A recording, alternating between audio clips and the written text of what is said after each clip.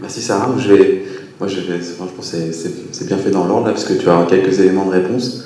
Parce que je suis un peu comme toi, je savais pas trop quoi faire sur ces cas d'hématome, pour avoir vu justement des chirurgiens plus expérimentés, qui ont plus d'expérience, comme le docteur Amar.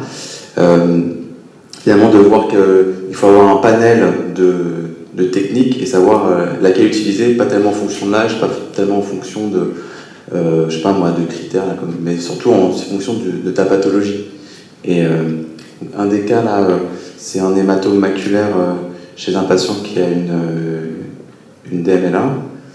Et en fait, du coup, je vais utiliser une aiguille. Alors, je prends une aiguille, une canule RTPA sous rétinienne en 20 gauche. Et en fait, l'aiguille qui est un peu plus solide, ça me permet de faire une petite rétinotomie, de l'agrandir en temporale pour faire un petit lavage en fait du sang qui est en sous-rétinien. Et comme là, l'hémorragie, elle est pas énorme, en fait, ça me permet d'injecter du BSS en sous-rétinien, d'agrandir un peu la rétinotomie, dans des petits mouvements de translation, et de laver, en fait, de chasser le sang qui est sous la rétine. Et après, la question qui se pose, c'est est-ce qu'il faut faire l'ablation du néovaisseau? Dans ce cas-là, ça n'avait pas sa place ici, mais c'est une question qu'on peut se poser aussi. Et pareil, de la même façon pour le lavage, on peut faire un lavage plus ou moins agressif.